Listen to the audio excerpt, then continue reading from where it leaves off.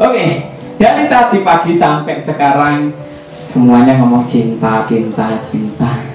Dari WL-nya cinta, dari kesaksiannya tentang cinta Tuhan. Nah, kita juga akan membahas tentang first love, cinta pertama. Kalau kita dulu pernah menjalin cinta sama istri saya, terbentang antar dua kota, Nganjuk dan Madiun. Tapi saya tetap kejar ke Kediri karena cinta. Saya dari pertama kali ngomong cinta ini saya tersenyum ini. Saya tidak pernah gombal soalnya. Seumur hidup saya tidak pernah gombal sama istri saya, tidak pernah janji palsu.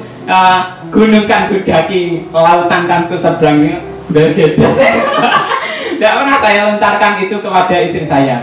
Ya karena saya ini ya apa adanya seperti ini, saya ngomongnya ceplas-ceplos seperti ini. Nah, ini Tuhan itu pengen kita itu menumbuhkan kembali cinta kita.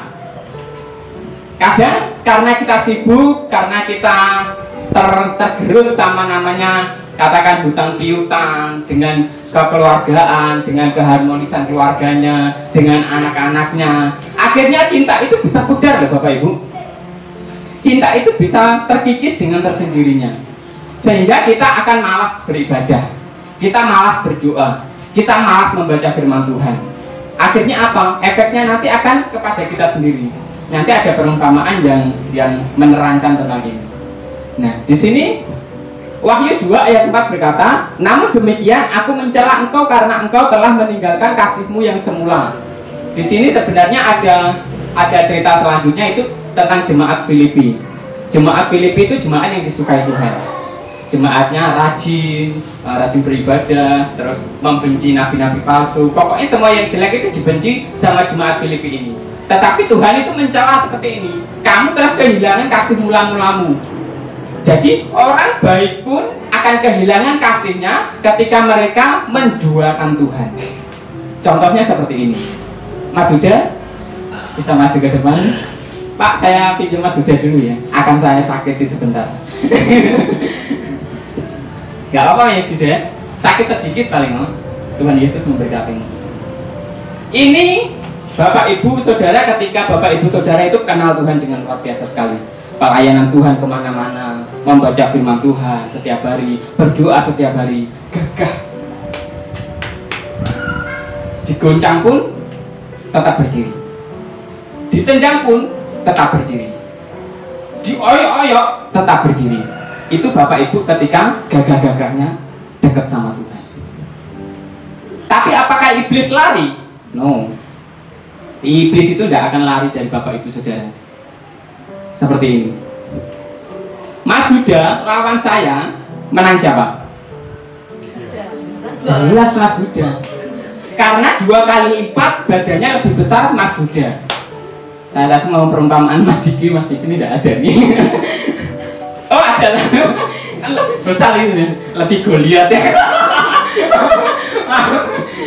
Ini Mas Huda ini keren-kerennya. Dia baca firman Tuhan setiap hari, dia berdoa setiap hari, dia pelayanan Tuhan. Wes kemana-mana pokoknya Mas Huda terkenal. Dia dekat sama Tuhan. Dioyok-oyok pun dia tidak jatuh. Ditendangi pun dia tidak jatuh. Tetapi iblis menjebak Bapak Ibu Saudara dengan singkat seperti ini. Dia akan menjadi teman. Salaman. Teman. Dia menjadi teman, dia menjelma siapapun juga, termasuk uang, termasuk jabatan, termasuk tetanggamu, termasuk orang-orang di dekatmu. Dia akan menjadi teman sehingga kamu nyaman dengan dia. Kalau saya menjelma sebagai iblis Mas Huda pasti ini. Kalau nama Yesus pergi, ngono toh. Tapi saya akan menjelma sebagai teman. Kalau saya menjelma sebagai uang, Bapak Ibu akan mengejar uang setiap saat. Kalau saya menjelma sebagai jabatan, Bapak Ibu akan menghalalkan segala cara untuk menaikkan jabatan Anda. Itu cara iblis. Ketika sudah teman, levelnya teman apa? Level naiknya? Dia akan jadi sahabat. Ketika aku bersahabat dengan uang, dengan jabatan, dengan orang-orang di sekelilingmu yang bisa merusakmu, engkau akan dibuat nyaman. Saya tidak beribadah tidak apa-apa asalkan saya dapat uang. Saya tidak beribadah tidak apa-apa asalkan pemasukan saya terus mengalir. Saya tidak ibadah tidak apa-apa, wong saya masih ada minggu depan, ada Rabu depan, ada Natal terakhir. Kadang orang Kristen Natal sekali Natal tok. Menghadap ke saya, ketika sudah menjadi sahabat, dia akan mulai terkecoh. Nah, ketika Yuda ini tidak sadar, Bapak Ibu, ketika dia digebrakkan, langsung jatuh. Ketika dia sudah nyaman dengan saya, ketika Mas Yuda ini sudah menjadi klop dengan saya ini suka uang nih. Ada uang sedikit saya akan ambil. Karena saya cinta sama uang. Ada uang, saya akan ambil. Karena saya cinta akan uang. Ketika Bapak Ibu sudah klop tadi, sudah sebagai persahabatan, sudah sahabat, Bapak Ibu akan dirangkul kemana-mana. Terima kasih Mas Yuda. Bapak Ibu akan terus ditewarik itu sampai Bapak Ibu merasa sampai tidak kuat lagi. Karena saya pernah mengalami hal semacam itu. Istri saya, mertua saya mengenal saya bukan sebagai pekerja, mengenal saya sebagai pelayan Tuhan. Saya pacaran sama istri saya ini saja, saya masih posisi dalam pelayan Tuhan. Saya sebagai penginjil. Dalam masa pacaran pun, saya ini tetap menjadi pelayan Tuhan, tetap menginjil kemana-mana. Nah, istri saya ini, Pak, ya tidak takut ya. Orang penginjil itu kan anak duit ya. Tidak bekerja, tetapi mengabdi kepada Tuhan. Tapi istri saya tetap apa ya? Tetap megang saya. Wes, bangga saya. Yang guyu istri saya. Mertua saya pun tidak pernah menolak saya. Meskipun beliau tahu saya sebagai penginjil. Sampai sekarang beliau tidak pernah mempermasalahkan saya tidak bekerja. Karena yang penting saya bertanggung jawab kepada anaknya, anaknya gemuk terus, anaknya seger waras terus, kan beres. Istri saya sudah juga saya berikan jaminan, ketika engkau masih tetap memberikan saya untuk melayani Tuhan, engkau akan diberkati dengan luar biasa sekali. Sampai detik ini istri saya diberkati Tuhan. Bahkan anak-anaknya sekolah saja ada yang ngurus. Bahkan makanan saja loh ada yang ngasih. Karena saya mengabdi kepada Tuhan. Saya terus tumbuhkan LOVI. Saya tetap menumbuhkan rasa cinta itu kepada Tuhan. Kenapa ketika Anda sakit, Anda bilang, Tuhan kenapa Engkau beri aku sakit penyakit ini? Tuhan kenapa Engkau berikan keuanganku hancur lebur? Ya karena Bapak Ibu tidak merasakan nanti ada, kita akan belajar dari kitab Kidung Agung, ada tiga fase kasih yang kita alami saat-saat ini. Ya coba next. Nah ini di Jemaat Efesus 4 ayat 4-15 ini mengisahkan tentang seperti ini. Kalau iman kita itu bisa bertumbuh, berarti kasih kita harus bertumbuh. Nah, iman sama kasih itu sebenarnya harus sama-sama ditumbuhkan. Nah, iman itu membuat kita greget sama Tuhan. Nah, kasih itu membuat greget kepada sesama kita. Nah, dua-duanya ini harus kita pertahankan. Iman harus kuat, kasih harus kuat. Kalau iman dan kasih ini sama-sama kuat, Bapak Ibu Saudara tidak usah menginjil ke pelosok-pelosok, ke desa-desa, tidak usah mengabarkan tentang Yesus Kristus itu Tuhan, Juru Selamat. Tidak usah. Mereka lihat Bapak Ibu Saudara saja pasti akan tertarik. Kalau Bapak Ibu Saudara meningkatkan namanya iman dan kasih. Kualitas iman dan kualitas kasih ini harus Anda tingkatkan sampai selamanya. Kalau Bapak Ibu meningkatkan keduanya ini, wes toh, keluarga Anda yang tidak harmonis sekalipun akan dikikis sama Tuhan, akan menjadi harmonis. Penyakit Anda yang nggak bisa sembuh-sembuh kata dokter akan akan dikikis sedikit demi sedikit, akan hilang. Kalau Anda meningkatkan iman dan kasih. Kemarin itu anak saya bilang seperti ini, Pak, Mah, Papa itu Roy apa Roy Yesus toh? Kan saya ini kan bulan lalu kan saya pernah bilang saya ini diobrak-abrik ekonomi saya ya. Saya sampai ganti motor 4 kali Bapak Ibu Saudara. Rusak semua 4 motor itu. Yang pertama motor laki, motor metik, motor bebek, kembali ke motor laki. Ini semua ini masuk bengkel semua Bapak Ibu. Wes bapaknya hajar-hajaran. Bapaknya uang itu keluar bulan yang kemarin itu. Sampai saya bilang, oh Tuhan, ampun Tuhan, ampun. Akhirnya akhir September ini langsung di stop, jebret. Akhirnya pesanan datang kembali, datang, akhirnya kembali pulih lagi.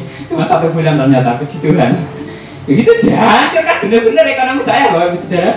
Nah, ketika anak saya sudah waktunya bayar, terus rumah waktunya bayar, terus pokoknya sembarang habis. Saya ini cuma bilang seperti ini, Pak, motornya elek nih, gak hijau nih, kan gitu kan. Yo, santai aja, nanti akhir bulan pasti dapat motor bagus. Nah, anak saya ini, lo mau apa tahu nabung. Saya ini tidak pernah mengajari anak saya untuk sesuatu terus memikirkan uang, itu tidak pernah Bapak Ibu Saudara. Kalau minta, katakan dia minta laptop gitu ya, saya bilang berdoa dulu. Nanti beberapa minggu saya akan berikan laptop. Kalau dia minta, Pak minta buku gambar, tidak bisa, berdoa dulu. Terus besoknya baru saya kasih buku gambar. Jadi saya latih seperti itu Bapak Saudara. Imannya harus terus meningkat. Nah kemarin itu kan hujan waktu datang ibadah. Nah anak saya ini bilang, Pak, itu hujan deres loh Pak. Wes tau, Papa kalau ngomong diem, ini hujannya berhenti. Walah, cobaan sekarang, wong mama tuh gak sampai. Ya wes, dalam nama Yesus hujan berhenti. Sat, berhenti Bapak Ibu. Yang saya lalui, beneran. Terus istri saya ini diajak ngomong sama anak, Pak, itu Roy. Emang Roy Papa itu Roy Tuhan Yesus. Ya karena kita menumbuhkan iman. Kualitas iman itu harus kita naikkan. Kalau ekonomimu saat ini hancur-hancuran, imanmu harus kamu tingkatkan. Percaya penuh sama Tuhan. Kalau engkau tidak percaya penuh sama Tuhan, ya tadi kamu akan ditemani sama iblis, terus ke tingkat lagi ke sahabat. Ketika engkau sudah di tingkat sahabat, ini akan ada di dalam pikiranmu. Saya nggak perlu beribadah, saya bekerja saja. Saya tidak perlu beribadah, saya ketemuan saja. Saya tidak perlu ibadah, saya ketemu kolegan saya saja. Sehingga sifat-sifat ibadah itu akan tergeser dengan sendirinya dengan uang, dengan jabatan, dengan tahta, dengan wanita, dengan pria, dengan hal-hal yang kamu sukai. Sehingga ibadah ini nggak akan terasa penting. Ibadah ini gunanya apa? Wong aku ibadah yus ngenteni duit, ngenteni persembahan. Gunanya datang ibadah itu apa? Pasti pikiran Anda akan seperti itu. Karena kualitas iman Anda sudah digeser. Karena Anda sudah menjalin pertemanan atau persahabatan dengan iblis. Next, Mbak. Ini 3 tingkat yang menurut kitab Kidung Agung. Saya ambil dari Kidung Agung. Kidung Agung itu kitabnya siapa nih? Iya, anaknya ini loh. Anak Ibu Cika ini loh. Salomo. Ini Kidung Agung ini dari Salomo. Yang remaja, yang pemuda jangan baca kitab Kidung Agung, karena ini kitab kisah seorang istri dan suami. Jadi jangan baca dulu. Tunggu umur dulu. Oke, next. Yang pertama, kasih egois. Kidung Agung 2 ayat 16. Kekasihku kepunyaanku dan aku kepunyaan dia. Ini secara rohaninya seperti ini. Tuhan milikku dan aku miliknya Tuhan. Next. Nah, ini di level ini seperti ini. Jarang orang bertanya kepada Tuhan tentang apa kehendak Tuhan dalam setiap rencana atau langkah yang akan dia lakukan. Jadi, kalau dia punya rencana, dia langsung akan minta supaya Tuhan berkati. Pak Jimmy minta seperti ini, Tuhan saya minta gereja, saya minta gereja permanen. Tetapi Pak Jimmy ini tidak bertanya dulu, Tuhan apa rencanamu dalam hidupku? Tuhan apa rencanamu engkau mengutus aku sebagai gembala? Makanya diombang-ambingkan kepada pikiran kita. Karena sifat level ini level egois. Aku kepunyaan Tuhan dan Tuhan punyaku. Wes nggak diganggu-gugat. Aku pokoknya milik Tuhan, Tuhan pula milikku. Jadi level ini dia nggak bertanya dulu apa sih rencana Tuhan dalam hidupnya. Pak Bambang buka usaha di mana-mana. Bener Pak Bambang ya. Pak Bambang buka usaha di mana-mana. Terus levelnya ini bagaimana? Usahanya ini untuk apa? Untuk memperkaya diri sendiri, untuk memberkati orang, untuk memberkati pelayan Tuhan, untuk apa? Kemarin ada berita tukang becak mati. Di becaknya meninggalkan uang 49 juta. Terus uangnya buat apa? Uangnya kemana? Wong gak punya keluarga. Gayo setiap hari bertahun-tahun ngumpulkan uang, makan cuma makan nasi bungkus. Terkumpullah uang sekian juta, tapi gak bisa menikmati.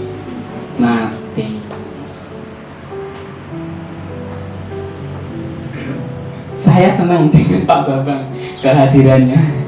Shalom Pak Bambang. Andi ini kurang ajar Pak orangnya Pak.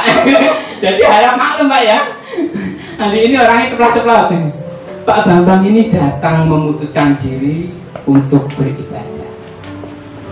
Padahal saya dengar dari Ibu Gembala, Bapak Gembala, ini wah perusahaannya besar di mana-mana, usahanya di mana-mana, tanahnya luas banget. Tapi ketika dia dipilih buat jebret, yuk, kan, gawe deh. Gak apa ya Bi ya. Itu ada rasa cinta kembali ditumbuhkan. Kalau Pak Bambang ini egois, ketika Bu Yulia datang kepada Cilan, ya wes karepmu yunjul, pasti akan bilang seperti itu. Ya wes urusanmu karo bojomu yunjul. Tapi kenapa ketika Bu Yulia datang, Cilan ini hatinya tergerak? Wes milihon diai sing cocok nggo gerejamu. Ini sebenarnya satu langkah untuk membuka hatinya untuk level naik lagi. Bisa jadi loh habis ini Pak Bambang tiba-tiba diberkati Tuhan. Amin Pak ya. Diberkati lagi, dipulihkan lagi, Cilan kesehatannya dipulihkan lagi, tiba-tiba Bu Yulia ditelepon, Bu Yulia sini, mana? Pilihan tanah sendiri, tak tukok nih.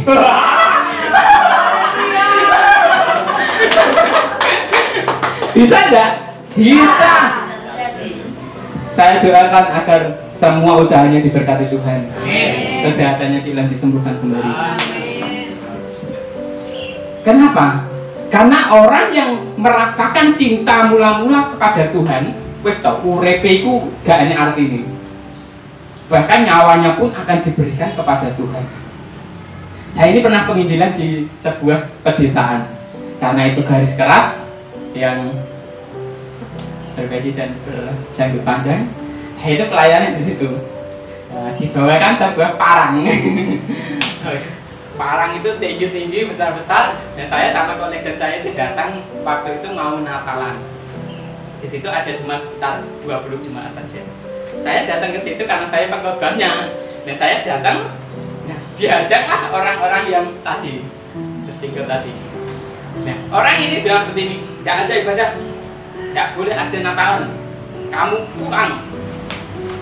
Akhirnya saya bilang seperti ini, Tuhan hikmat. Nah di mobil itu kan ada namanya snack, nah, ada namanya makanan. Saya ambillah di Mas, kasih, makan. Yaudah, dibawa semua snack yang untuk jemaat tadi, kasihkan semua ke sana. Pak, yaudah tidak boleh ibadah, tidak apa-apa, tapi ini makan saja. Tapi saya mau izin dulu untuk pamitan sama yang sudah kumpul. Ya sudah, tidak apa-apa. Akhirnya saya masuk, tetap ibadah, ayo saudara. Tetap ibadah, kami memuji Tuhan, memuliakan. Ayo kita berdoa bersama-sama supaya mereka yang di luar bertobat. Akhirnya mereka makan sampai kami selesai, Bapak Ibu Saudara. Sampai kami selesai berkhotbah, selesai pujian penyembahan, akhirnya berjalan lancar. Karena apa? Karena kita menaruh namanya kasih. Kita tidak langsung lekas marah. Ketika kita ditolak, kita tidak langsung lekas marah. Egois namanya kalau kita marah. Kita akan terus memberikan namanya kasih. Tuhan mengajarkan kita kasih, ya kasih, meskipun kita disakiti.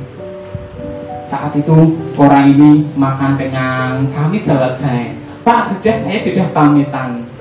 Tuhan Yesus memberkatimu, saya tidak akan kesini lagi kalau Bapak tidak mengizinkan.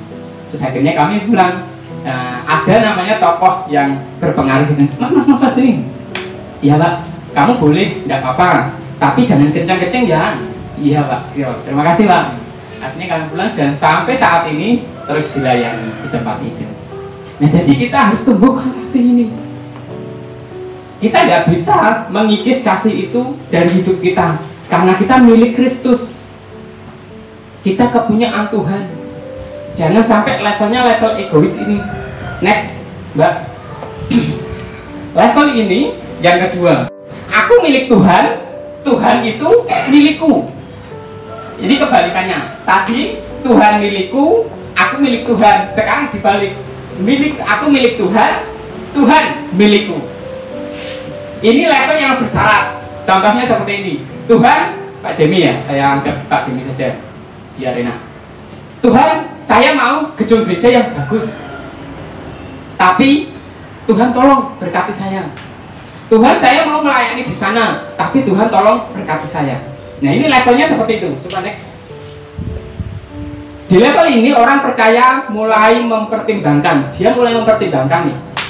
Saya mau nih melayani Tuhan, asalkan Tuhan memberkati saya. Saya mau nih datang ke gereja, asal Tuhan mau memulihkan ekonomi saya. Saya mau nih datang ke ibadah, asalkan Tuhan memberkati saya. Ini level ini bersyarat. Di level ini orang percaya mulai mempertimbangkan tentang melayani Tuhan, tetapi dengan syarat, yaitu supaya diberkati Tuhan. Jadi motivasi mau melayani karena mau diberkati Tuhan. Saya mau nih membantu gereja, asalkan Bu Yulia kasih saya amplop. Saya mau nih datang ke gereja supaya saya dapat bekal, apa itu namanya? Sing rasakannya apa namanya? Sembako. Supaya saya dapat sembako. Nah, itu level Anda ini saat ini level bersyarat. Kalau Anda berpikiran seperti itu, jangan ke gereja karena kalian ingin diberkati Tuhan. Jangan ke gereja karena Anda ingin disembuhkan Tuhan. Jangan ke gereja karena Anda ingin dipulihkan dari ekonomi Anda yang terpuruk. Jangan pikirkan itu. Coba next. Ini level yang sempurna. Kasih mula-mula atau kasih sejati. Hitung Agung 7 ayat 10, kepunyaanku kekasihku, kepunyaan kekasihku aku. Jadi seperti ini. Aku milik Tuhan. Titik. Apa yang aku kerjakan, apa yang aku perbuat, apa yang aku lakukan, apa yang aku tindak, apa yang aku ucapkan, apa yang aku perbuat, itu untuk Tuhan. Apapun juga yang kamu perbuat, perbuatlah itu untuk Tuhan. Ini level yang terakhir. Level aku milik Tuhan. Titik. Tidak ada koma, tidak ada embel-embel. Next. Aku milik Tuhan. Titik. Kalau Bapak Ibu sudah level ini, penyakitmu yang dikatakan dokter nggak bisa sembuh, bisa disembuhkan. Amin. Ekonomi yang memorak-marit, yang amburadul, ketika engkau sudah memiliki iman, aku milik Tuhan, pasti akan dipulihkan. Bapak Ibu, kalau saya cerita pasti tidak mungkin percaya. Saya ini pernah ngomong di hamba Tuhan seperti ini. Saya melayani Tuhan sepenuhnya. Saya tidak bekerja pun Tuhan akan pelihara saya. Padahal di Alkitab, kalau kamu tidak bekerja, kamu tidak makan.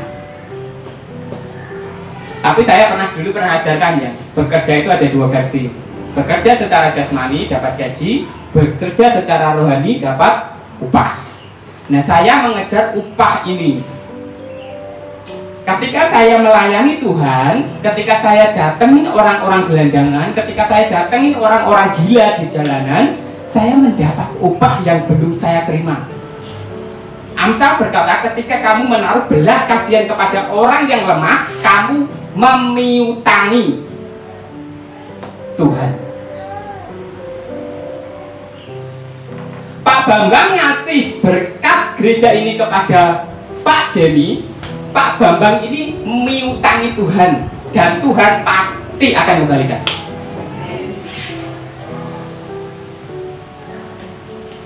Dan itu janji Tuhan, karena Tuhan tidak pernah berhutang. Kalau kita mau mengasihi Tuhan dengan segenap hati, sudah level ini, titik tadi, oh jangan main-main. Perkataanmu itu akan seperti, kalau bahasa Jawa ini, itu geni. Ingat ini. Orang yang mengalami kasih mula-mula pasti akan berkata, aku adalah milik Tuhan, bukan milikku sendiri. Aku adalah milik Tuhan, aku sudah dibeli dan harganya telah lunas dibayar. Aku dibeli dengan harga yang mahal, yaitu dengan darah Yesus. Aku adalah milik Tuhan. Jika aku hidup untuk Tuhan. Dan jika aku mati untuk Tuhan. Jadi baik hidup atau mati, aku milik Tuhan. Itu kalau orang sudah di level ini. Istri saya ini pernah khawatir ketika saya ke gereja, hujan petir, anak-anak di rumah. Saya bilang, wis toh tenang. Karena ketika saya melayani, pasti ada malaikat yang menjaga. Bapak Ibu Saudara, kalau Bapak Ibu Saudara merelakan meninggalkan sesuatu untuk Tuhan, saudara itu akan memiutangi Tuhan sebenarnya. Dan Tuhan akan mengembalikan kembali kepada Anda. Saya ngomong Pak Bambang, gua akan diberkati Tuhan. Saya tidak berniat untuk menyenangkan telingannya Pak Bambang. Tahu kan sendiri, wong Andi itu wong kurang ajar ya. Saya ngomong apa adanya. Firman Tuhan ngomong, kalau Pak Bambang ini kasih kepada Pak Jenny, itu sama dengan memiutangi Tuhan. Dan itu pasti akan dikembalikan di bumi.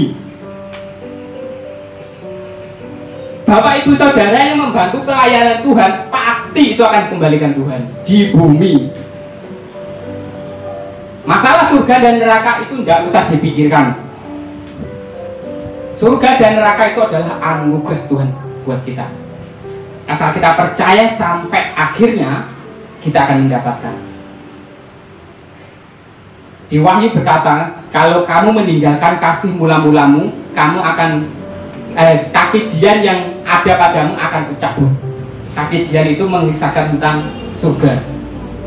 Ketika kamu meninggalkan kasih mula-mulamu, jaminan surga ini bisa tercabut, Bapak Ibu Saudara.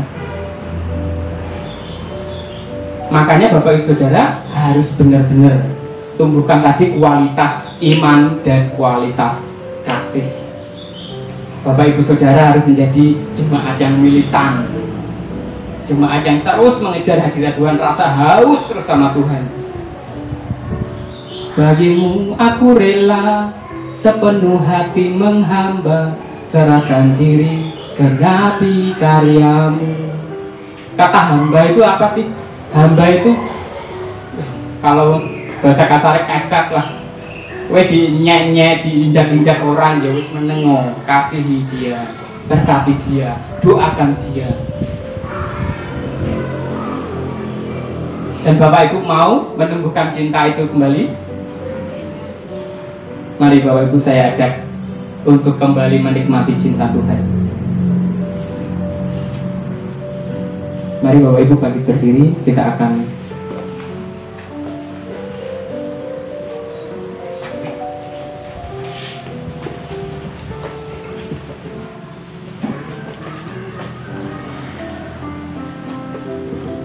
Bu Cika, ada tidak?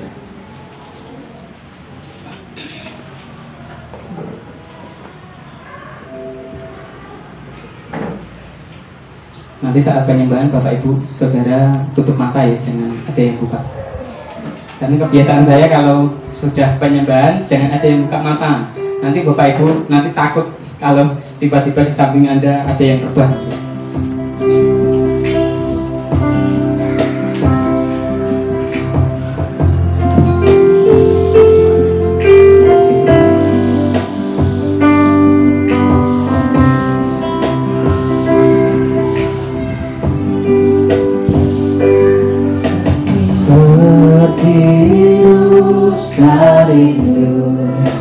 Semaimu jiwaku rindu Engkau. Kaulah Tuhan rasa hatiku rindu menyembahmu. Seperti rusa rindu semaimu jiwaku rindu Engkau. Kaulah Tuhan rasa hatiku rindu menyembahmu.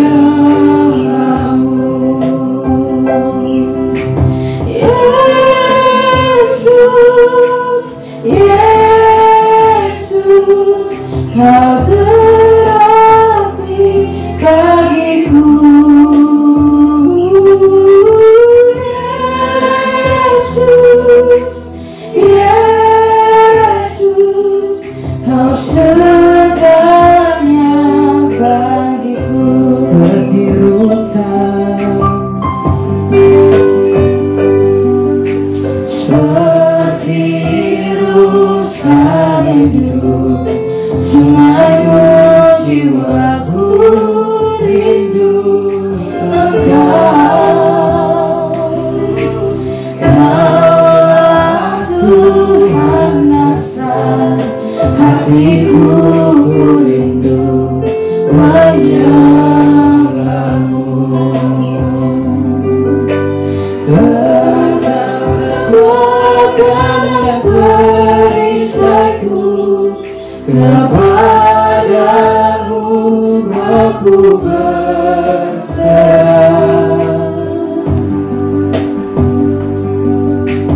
Kaulah Tuhan Nasran, hatiku rindu menyembahmu.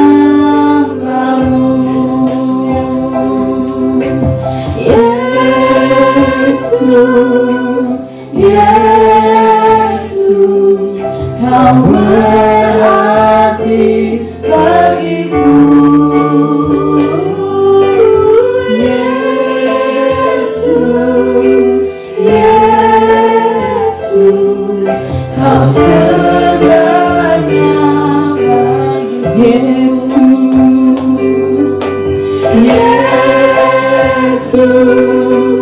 Yesus, Kau berarti bagiku. Yesus, Yesus, Kau segalanya bagiku. Terus nikmati cinta-Mu. Seperti rusa rindu, semaimu jiwaku rindu Engkau. Kaulah Tuhan Nasran, hatiku rindu menyembahmu.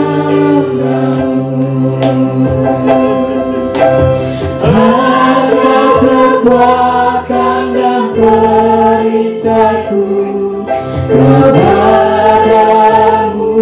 rohku berserah. Kaulah Tuhan asa, hatiku rindu menyembahmu. Panggil Yesus.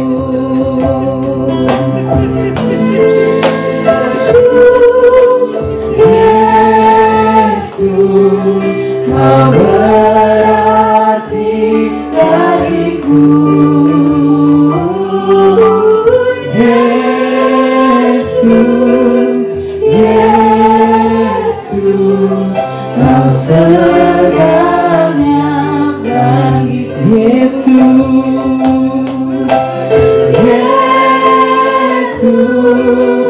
Yesus, Kau berarti bagiku.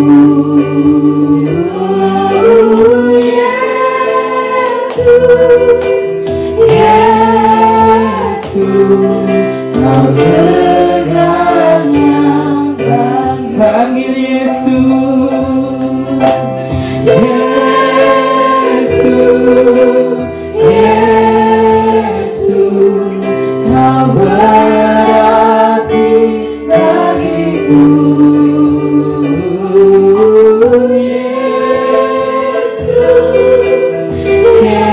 Yesus, Kau segalanya bagiku. Kau segalanya bagiku. Kau segalanya bagiku.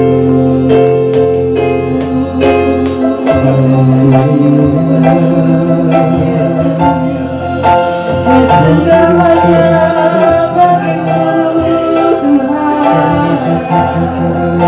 Yesus, Kau segalanya. Kau segalanya bagiku,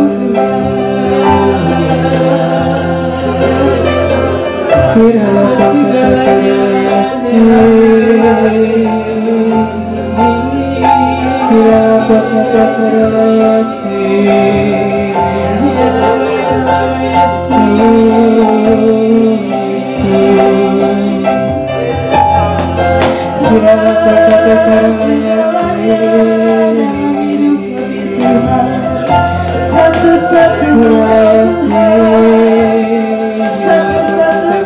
terbaik dalam hidup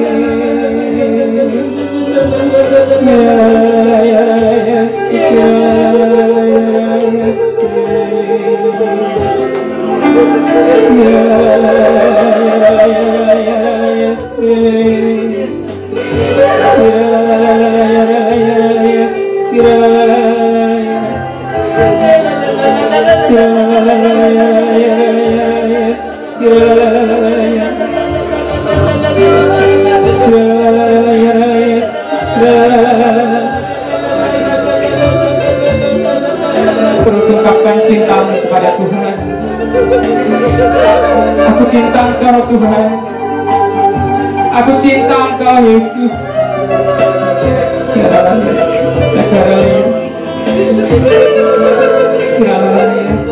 Terus nikmati hadirat Tuhan. Terus nikmati hadirat Tuhan.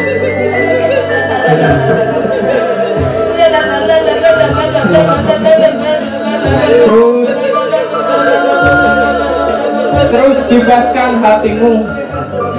Terus ungkapkan cintamu kepada Tuhan. Yes, haleluya. Terus lebih dalam lagi, lebih dalam lagi.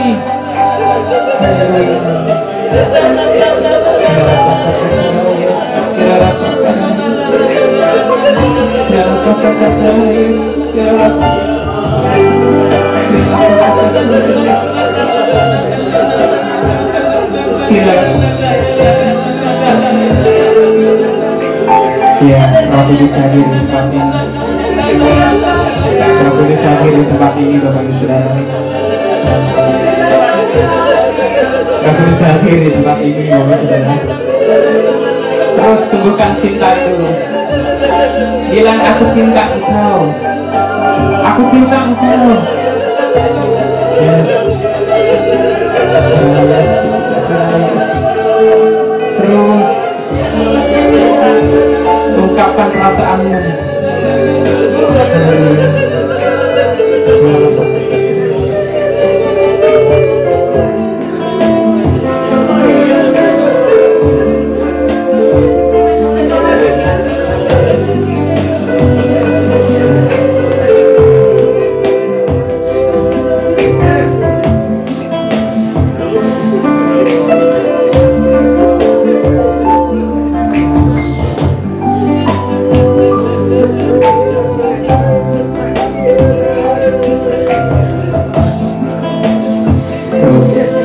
Bilang dari hati ke hati sama Tuhan.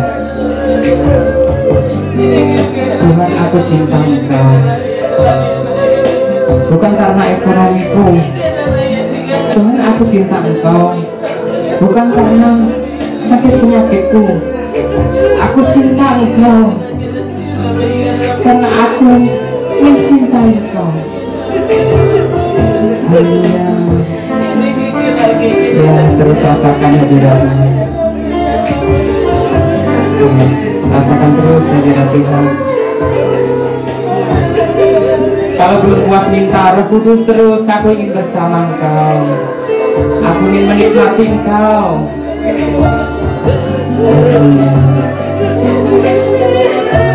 Terus Roh Kudus, terus Roh Kudus. Mohon terus Roh Kudus sampai akhir puas. Terus Roh Kudus. Terus Roh Kudus. Terus kerjakan tanganmu. Terus Roh Kudus.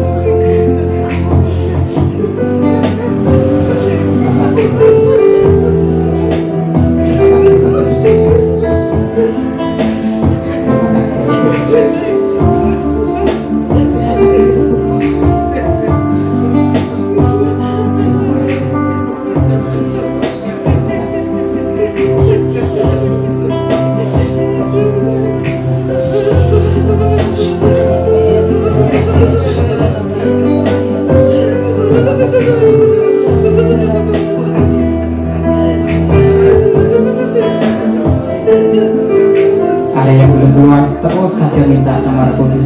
Tuhan, puaskan aku. Tuhan, puaskan hasratku. Aku ingin menikmati hadirat-Mu. Ya, nikmati saja.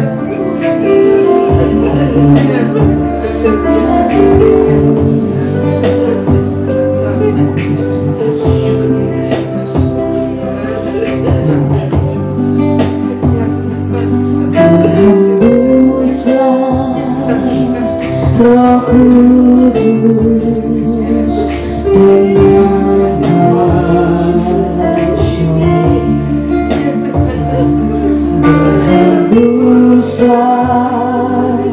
Roh Kudus dengan kuasa-Mu. Tuhan memberikan kelegaan. Tuhan mengasihi. Tuhan mencintaimu. Tuhan selalu bersamamu. Jangan pernah berpikiran Tuhan itu jauh dari. Tuhan ada di dekatmu.